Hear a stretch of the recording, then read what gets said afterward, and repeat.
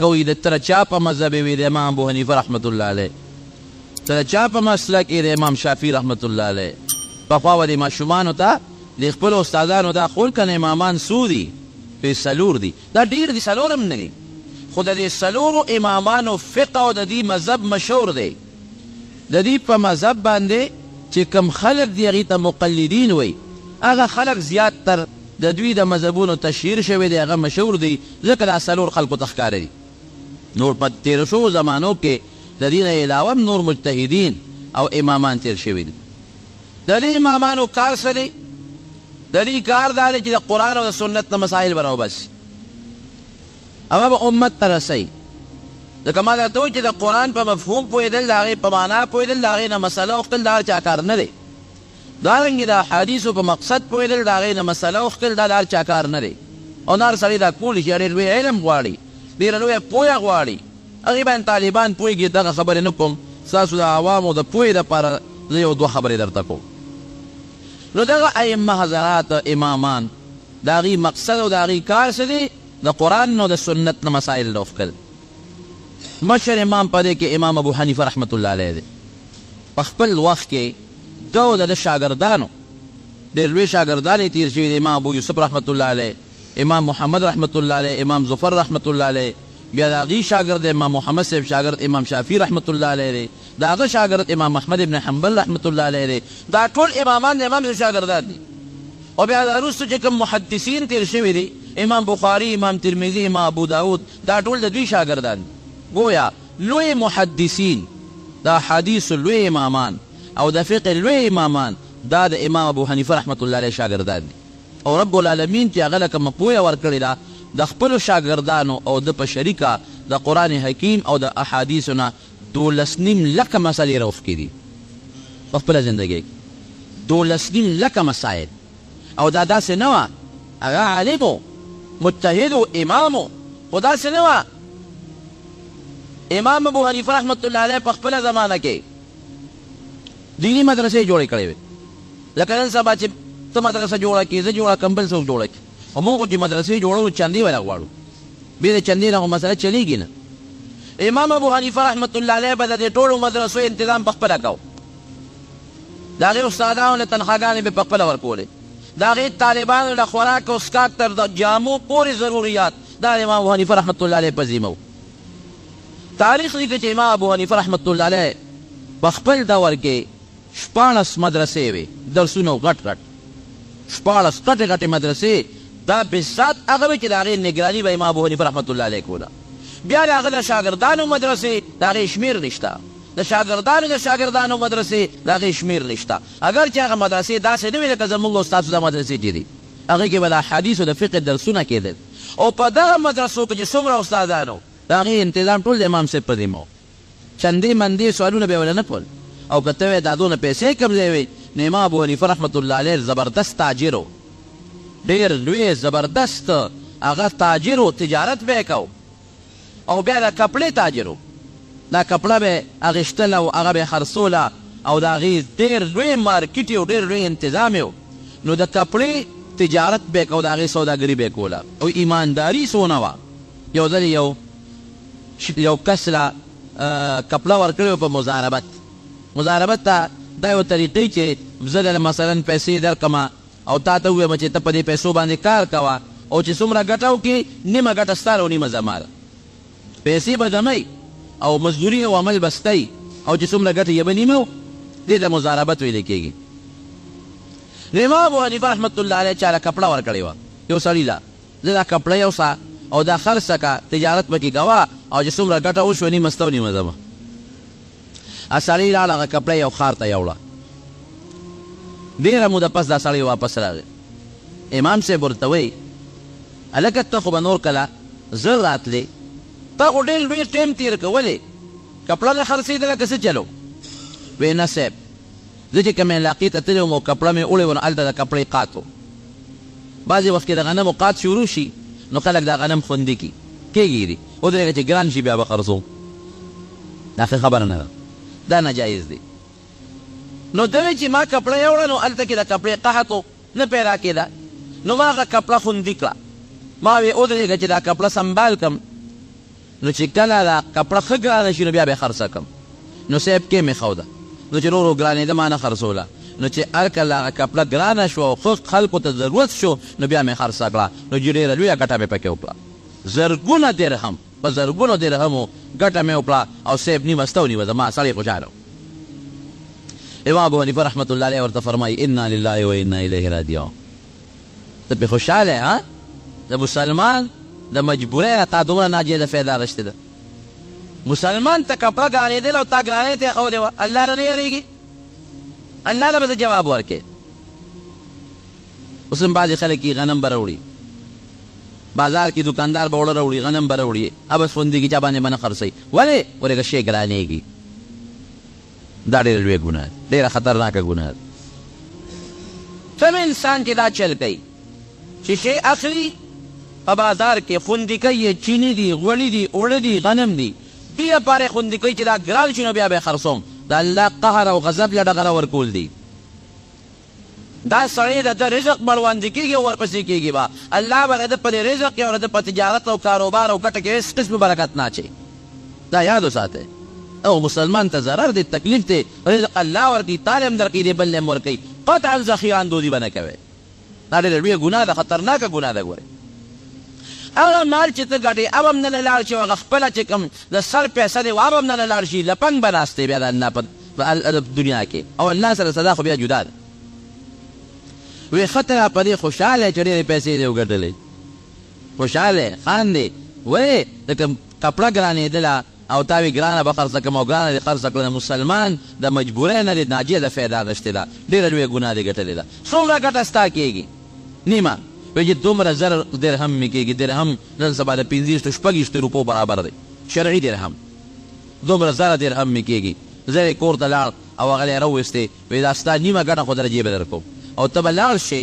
چې زما د کپړې اصل څونه پیسې وې اصل او چې څومره یې ګټه کړې ده دا به ټول هغې ښار ته یوسې او د هغې ښار په فقیرانو باندې به تقسیم کړي. تا په ناجایزه طریقه دا پیسې ګټلې دي نو ګټه به اوس ګوره سړی سوچ کوي نو ګټه دې صرف تقسیم کړي. نو د کپړې اصل مال خو د امام ابو حنیفه رحمت الله علیه اولې تقسیموي د ګټه تقسیم کړه که نه ته مخالف وایي چې دې ګټه کړې ده هغې دې واپس ورکړه. نه نه نه هغه چې څومره دې ګټه کړې ده هم په هغه خلکو واپس تقسیم کا او چې زما د کپړې کوم اصل قیمت دی اصل قیمت هغه هم هغې ګټې سره اوس ګډوډ شوی دی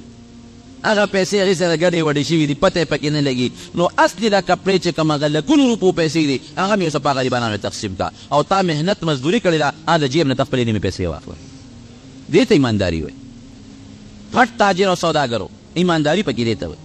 بعضې خلک اوس امام ابو حنیفه خبرې کوي امام صاحب داسې امام صاحب داسې امام صاحب نوک ته به هم څوک ونه رسي نه په علم کې ونه په تقوا پرهیزګارۍ کې.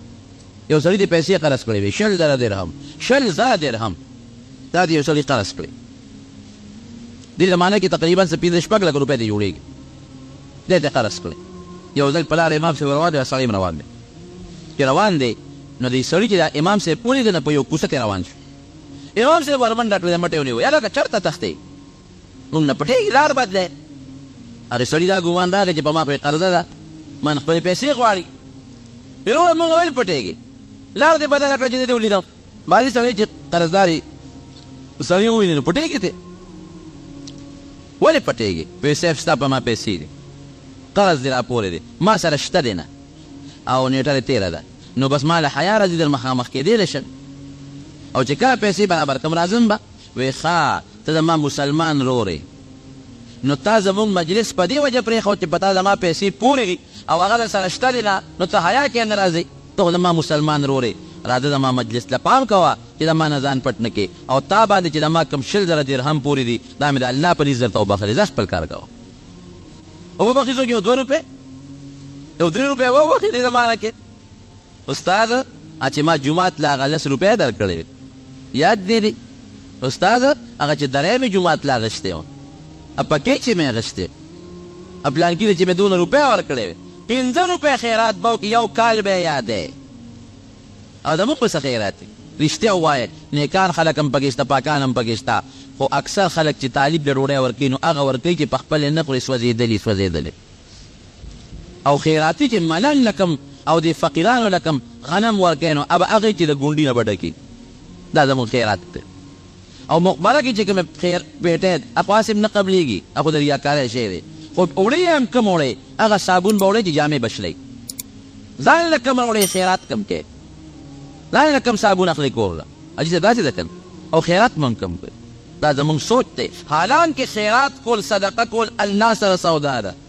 پکار دا چې تخپل الله سره سودا کې چې مزیدار او بهترین سودا وکړي او نبی کریم صلی الله علیه وسلم فرمایي وی که ستا په چا قرض پورې دی او دی غریب دی ور وی بخه اکه مالدار دی مهلت ولا ورکه مالدار نو خیر دی مهلت ورکه او که غریب دی ورته او بخه قرضدار ته سوی هغې ته سوی مثل الغني ظلما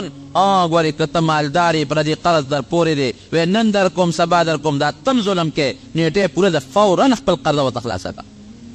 دواړو طرفونه ظلم شروع دی که ما یو 10 روپۍ درکړئ دومره د مهلت درنه در کوم بیا سود دنه غواړم سود نن سبا پروګرام دا شروع دی ډېر خلک سود خواره ګرځي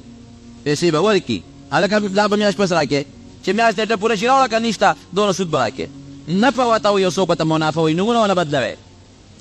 هغه ټیم راشي بیا نشته دومره به سجارتي به راکړې دا خو زمونږ او ستاسو ګناه شوه چې کوم قرضدار دی خو چې په چا دې پورې شوې بس توبه وباسه نه مور پی دی بیا د دوکاندارانو نه تپوس وکړئ ګنه دی تپوس وکړې دوکاندار غریب څه سرمایه به یو 50 زره 20 زره 10 زره او 1000 یو لک روپۍ د دوکان کې جوړې دي دا هغې غریب اړین وړي ده دې ساتلی اته ټول قرضدار یې خوري خو چې چاچا یې وړه چیني یې وړل پی یې وړل بس د مور پی دا سوچ لیکه چې مړه به شم د مرګ پته خو نه لګي وارثات ټیل ورکړي ستا بچي به څه ورکړي ته خپله غاړه نه خلاصوې ستا بچي به ستا غاړه څه خلاصوي دواړو طرفونه ظلم شروع دی نو امام ابو حنیفه رحمت الله علیه تقوا ته بزرګۍ ته ګوره وی ښه په دې وجې چې په تا زما پیسې پورې دا زما مجلس پرېښی دی راځه مجلس د الله لپاره مې درته وبخل دا تقوا ولاغه ټوله شپه د رب العالمین عبادت پې کوو د شپې به د قرآن حکیم ختم کوو 2 رکعاته نفل یو رکعت کې یو د قرآن حکیم ختموه بل رکعت کې بل د قرآن حکیم ختموه بعضې خلک په دې باندې سوال کوي یاره وایي دا خو ډېر ګران کار د شپې په 2 رکعاتو کې 2 ځله قرآن شریف ختمول دا خو د انسان عقل نه لي دا د امام ابو حنیفه رحمت الله علیه کرامت و کرامت دا د عقل نه بعد خبرې دي عقل بالکل ستا نه دي شاه اسماعیل شهید رحمت الله علیه مولانا شرف علي تانوي رحمت الله علیه دا واقع لیکلې ده هغه به 6 ګنټې کې قرآن شریف ختمو اول اخره پورې 6 ګنټې کې صاحب د هندوستان چې څومره علما او قاریانو هغې پرې راپاڅېدل وایي دا ته ګناه کې ظلم کې نبی علیه السلام فرمایي 3 ورځو نه مخکې به قرآن نه ختمې 30 غنټو کې ختمې دا زیاتې دی هغه وایي داسې وکړې کښېنې رات کښېنې زه درته قرآن شریف شروع کوم که مې ختم که خو ټیک ته او که مې ختم نه که ستاسو خبره به ټیکې د دیني په جامع مسجد کې چې څومره علماو مشهور لوی راغونډ شو او دا لوی لوی قاریان راغونډ شو حافظان چا ورته چې قرآن یاد و هغه ورته غوږ کېښود او چې چاته یاد نه قرآن شریف لاس کې ونیوه او د مازدیګر مونځ وشو او شاه اسماعیل شهید رحمت الله علیه هغه ورته قرآن شریف تلاوت شروع الحمدلله نه ورته شروع کړه د ماښام بانګ یې نه ویلې چې والناس ته ورسېدو ماښام بانګ نه ویلې چې والناس ته ورسېدو طوی الزمان او طوی المکان دا زموږ د تصوف یو باب دی مستقل رب العالمین بعضې وخت یو انسان ته زمانه را نږدې کړي په لږ وخت کې د ډېر کار والي دا د هغه کرامت دی کرامت هغه کار دی چې الله تعالی د یو مسلمان بنده نه چې پیغمبر نه یو مسلمان بنده د هغه نه داسې یو کار والي چې هغه د عقل نه خلافي دې ته کرامت وایي او طی المکان بعضې وخت کې په لږ وخت کې ډېر مزل وکړي په لاره رواني الله تعالی ورته را ځمکه راغونډه کړي د هغه دا خیال وي 1 غنټه کې څونه مزل کېږي دله الله تعالی داسې یو طاقت ورکړي چې هغه په 2 منټه او په 3 منټه کې هغه مزل وکړي 15 شوال ورکړي چې کوم کار کېږي هغه الله تعالی په غنټه کې دنه والي دا نیکانو بندګانو رب العالمین دا طاقت ورکوي نو امام ابو حنیفه رحمت الله علیه خو د کرامت خاوند و نو که هغه په شپه کې 2 ځله په یو رکعت کې یو ځل په بل رکعت کې بل ځل قرآن حکیم ختمو بېشک بالکل د عقل نه خلاف او بار خبره ده خو د کرامت نه بار خبره نه ده دا د هغه کرامت او د هغه بزرګي وه د هغه نیکي وه د شپې به یې قرآن حکیم ختمو د ورځې به لګیا طالبانو ته درسونه به یې ورکول او د قرآن او د سنت د مسایل به یې خپل دا د هغه مشن و د هغه پروګرام او مجاهد څومره استاد دی د حماد دی یو ځل د خپل استاد ته ورغی حماد ته هغه ډېر خفه ناست امام صاحب رحمت الله علیه ورته وایي چې استاد جي ولې پریشانه ناست دی وایي په 2 وجو پریشان یم یو خو دا دی چې زمونږ د علاقې ته یو سړی راغلی دهري دا دهري هغه خلک دي چې الله نه مني نو هغه د خلکو عقیدې برباد کړې ډېر خلک یې ګمراهان کړل د خلکو په ذهن کې خرابې خبرې اچوه چې الله نشته خدای نشته الله نشته نو ډېر خلک یې ګمراهان کړل یو خو په دې ډېر پریشان یم دویم مې بېګا یو خوب لیدلی د هغه خوب د وجې نه پریشان یم هغه خوب دا دی چې بېګا د خوب اینه چې یو اونه ده اونه شنه او په هغه اونه کې شنې پاڼې دي وړې کچه پاڼې دي یو خنزیر راغی او د هغه اونې نه یې هغه ټولې شنې پاڼې وخوړې بلکل یې اونه د پاڼو نه تشه کړه او بیا هغه اونه په منځ وشلېده چې وشلېده د هغې نه یو زمری راووت زمری چې راووت په هغه خنزیر باندې حمله وکړه او هغه خنزیر یې داسې بلکل خنې ونې کو دا اندامونه یې وله پرې کړل او خنزیر یې په هغه ساعت باندې ټوټې کو مړ شو دا خوب مې لیدی دی او ډېر زیات پریشان یم امام ابو حنیفه رحمت الله علیه ورته وایي چې استاد جي مخه پکې دا خو د خوشحالۍ خبره دا ډېره زیاته د خوشحالۍ خبره خوب خو ډېر مزېدار دی څنګه وایي دا اونه چې ده نه دا ته زما استاد یې ته دا اونه او دا څومره شنې پاڼې چې ته ولیدې په دې اونه کې دا کچه مسلمانان دي دا واړه دا کمزوري مسلمانان دي وړې پاڼې دي دا واړه مسلمانان دي او دا خنزیر چې تا ولید چې دا پاڼې خوري دا دهري دی دا دهري د خنزیر په شکل تا ته الله وښو دی راغی او دا کچه مسلمانان چې دا کمزوري مسلمانان دي د شنو پاڼو په مثال دي دا ټول وخوړل یې خنزیر وخوړل دې دهري وخوړل ګمراهان یې کړل عقیدې ولا برباد کړې بیا دا اونه شنې ده نو زمری دې راووته نو ته اونې ته وشلېدې زه دنه راووتم ته ستا شاګرد یم که زه هغه زمری یم او د زمري دهري به نه کړو دا دهري به برابر و استاد خوشحاله شو دا خو واقعي ډېر مزېدار خوب دی او امام صاحب رحمت الله علیه رب العالمین ډېر لوی پوهه ورکړې ډېر زیات هوښیار ډېر عقلمند دا علم سره عقل ډېر ښه شی دی کم علم سره چې عقل دی هغه هم د تبې ذریعې علم سره پوهه هغه پارسیبانو یک من علم را 10 من عقل باید یو من علم لس من عقل پکار دی چې لس من علم د سره عقل پکې هم مصیبت دی پوهه ونه پکار ده پوهه د امام ابو حنیفه رحمت الله علیه خو ډېر انتهایي پوه خدای پاک هغه له یو سوچ او سمج او پوهه ورکړې وه بس راووت میدان ته اعلان یې هغه دهري متعلق هغه له ورغې وی خلکو عقیدې بربادې مقابله کو بادشاه له بادشاه سلامت دلته یو سړی راغلی دی دهري دی او د خلکو عقیدې بربادوي هغه وی دا خو مقابله به پکار داسې خو زه دې نشم هنر کولی پیری ولا زه سره مناظره کوم مقابله بحث کوم ټیم یې مقرر کړ چې ټیم یې مقرر کړ د بادشاه دربار کې دنیا خلک راجمع شو هغه سړی چې دهلي دی او خدای نه مني هغه هم دی هغه ملګري هم ناست دي امام صاحب رحمت الله علیه هم شاړه بیشاړه جامو کې دی هم ورغی دهري ورته وایي چې ما سره به څوک مقابله کوي امام صاحب ورته وایي زه به درسره کوم لرې چې وایي ته خو راکوټه غوندې مولی ته ما سره مقابله کولی شي ورشه چې تلوي استاد دی راوله ته ما سره مقابله نه شي کولی امام صاحب ورته وایي زه که راکوټې مولی یم او کار صاحب م خو زه سره مقابله کوم اوس به دې پته ولګي چې ته په حق یې او که زه په حق یې هغه دهري هوښیار و هغه یو بل نه به سوالونه کوو زه به ستا نه سوال کوم ما له به د هغې جواب راکړې بیا ته ما نه سوال کوم زه به ستا نه سوال جواب در کوم ډېره ښه بادشاه ناست دربار کې خلک هم ناست دي دهري ورته وایي عجیبه سوالونه پرې کوي وی لومبی سوال مې دا دی چې تاسو وایئ چې د الله نه مخکې څوک شته او نه به ترې وروسته څوک شته اول هم دی او اخر هم دی د رب العالمین نه مخکې څه نو بس الله او د الله نه وروسته هم څه نشته از الله دی د دې مخکې څه شته ازلي دی د دې وروسته څه شته ابدي دی موږ به ټول مړ شو هلاک به شو الله به موږ رب العالمین موجود د دې یو مثال به داسې ماته خارج کې داسې ماته یو مثال به وښایي چې داسې یو شی وي چې د هغه نه مخکې یو شی وي نه وروسته وي ځکه ما داسې یو شی وښایه اوس که دا لوډ سپیکر دی نه مخکې یو ځای شته که دا کوټه دی نه مخکې د چا کور دی د هغه نه مخکې د بل چا کور دی د هغه نه مخکې د بل چا کور دی د دې جومات نه وروسته لار ده هغې نه وروسته د بل چا کور دی نو داسې شي خو دنیا کې نشته دی چې د هغې نه مخکې یو شي وي د دې وروسته یو شي د دې مثال وښایه امام صاحب ورته وایي دا انسو د عدد دا شمېر درځي وایي وایه هغه وی 1 2 3 4 5 6 7 وی دا تاسو د نه کوم چې د یو نه مخکې څه شی دی د یک نه مخکې یو نه مخکې څه شی دی هغه وی د یو نه مخکې اوس نشته شروع خو د یو نه کېږي په عدد کې په شمېر کې د ایک نه مخکې بل څه شی نشته پیسو کې وی ښه ده وایه 4 5 6 اوه اته سل زر کروړ ارب کرب زه ورپسې شابه لږ یو لږ ساعت پس نو بس چپ شو وی شابه وایه وی نور خو ما نه راځي وایه ورپسې اخري به ځان رسې داسې حد ته به رسېږي شابه وایه چپ کېږي به نه وی به دا ما چې څونه انسي وي دې نه پس خو ما ته نور انسي نشته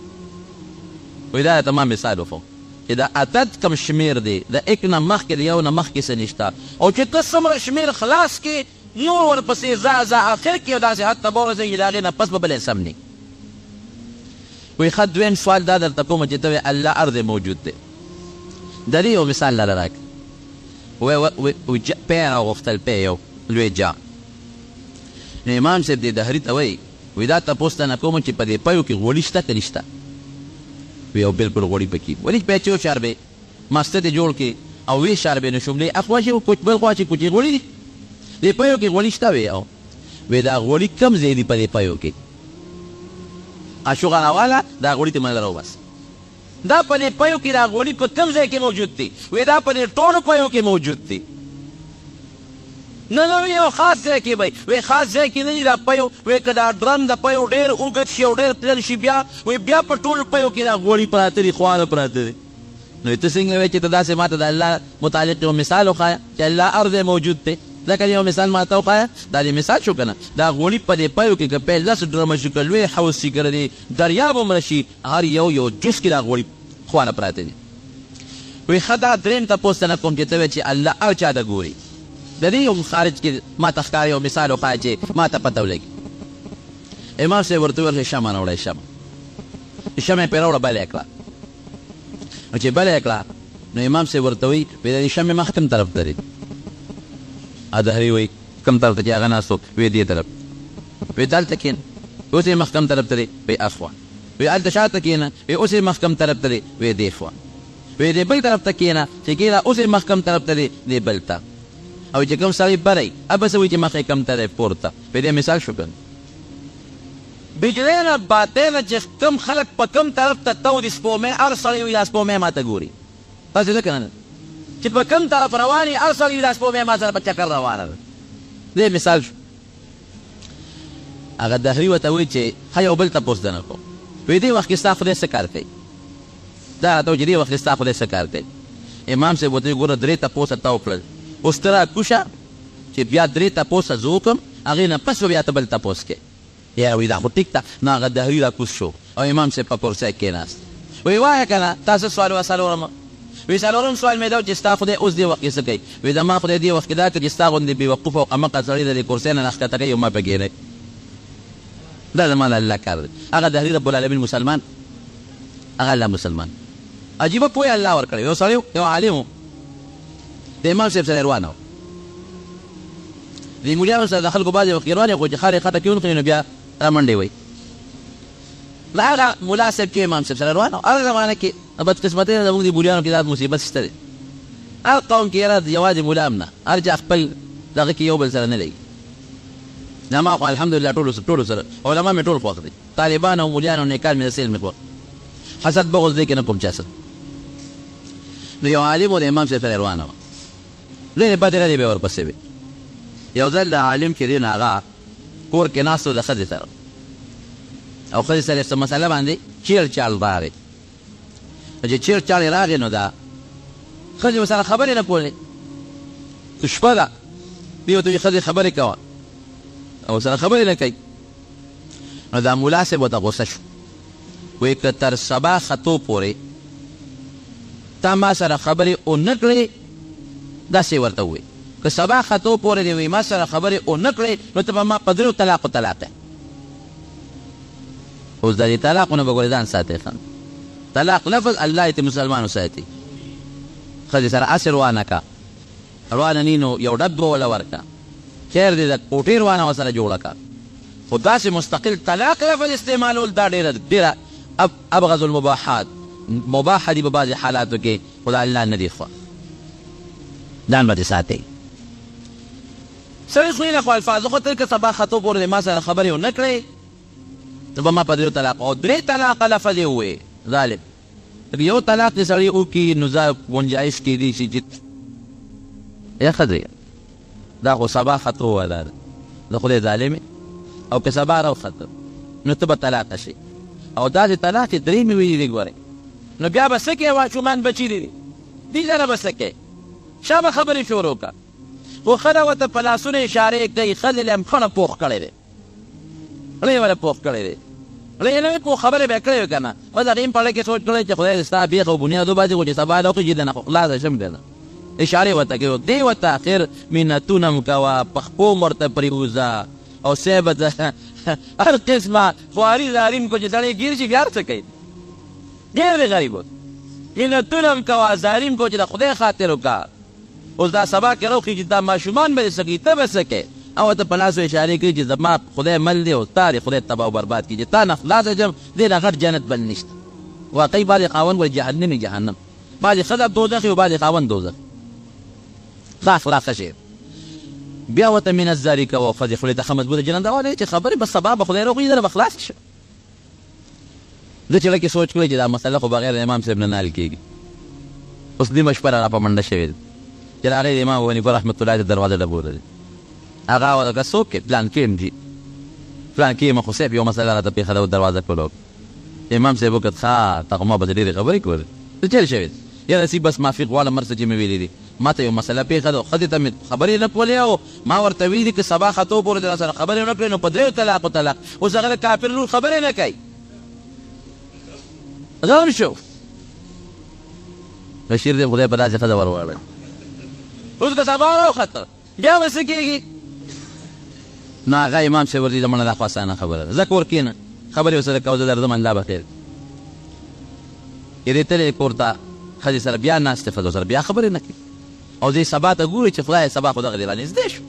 بیا هغه وایي امام صاحب پسې د خدای لپاره امام صاحب څه چل وکړه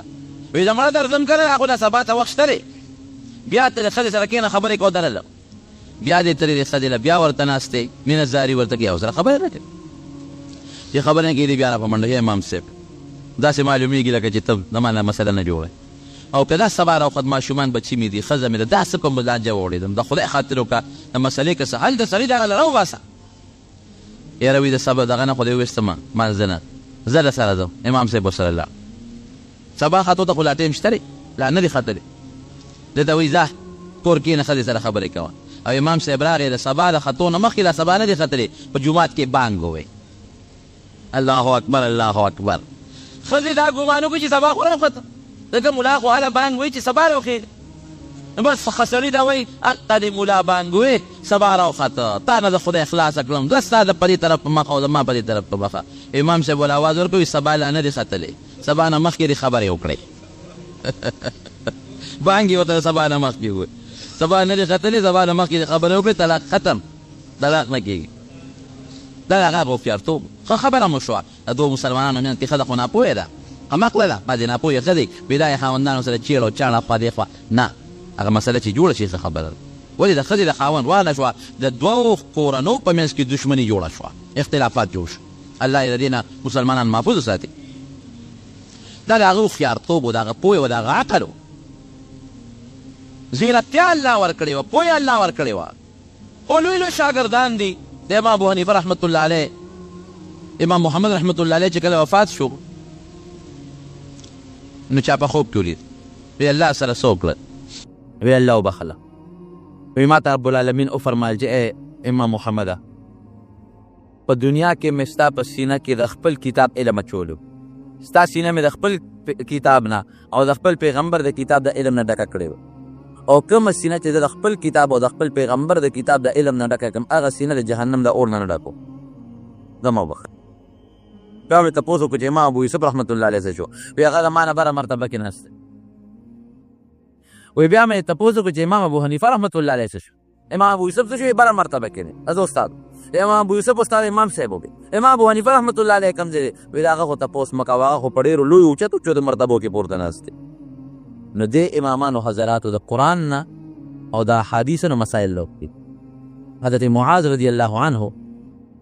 دا خو علمي بحث دی خو طالبانو خبره درته نه کوم دې ډېر زیات دلایل دي خو طالبانو په ژبه کې په هغې تاسو نه پوهېږئ خو حضرت معاذ رضی الله عنه نبی علیه السلام یمن ته لېږه نو پیغمبر علیه السلام ورته فرمایي وی تا خو یمن ته لېږم فیصله به پسې کې وی د الله په کتاب او وی که د الله په کتاب کې د یو مسله ونمونته بیا وی ستا په سنت د خپل پیغمبر په حدیث او په سنت به عمل کو او وی که د ما په حدیثو کې د یو مسله ونمونته نو بیا به څه کې وی اجتهد برأیي په خپل سوچ او په خپل رای او په خپل فکر به د قرآن او د سنت نه مسله راوباسم قرآن نه به راوباسم او حدیثو نه به راوباسم نو پیغمبر علیه السلام په د الله تعریف وکړه الحمدلله الذي وفق رسول رسوله لما یرضى به رسوله الله له ثنا ده او صفت دی چې زما زه د الله رسول یم الله استاذ یم او دا معاذ زما استاذ دی نو چې دا زما استاذ د الله د هغې خبرې توفیق ورکړه چې په کوم زه خوشحالېږم او زما الله پرې خوشحالېږي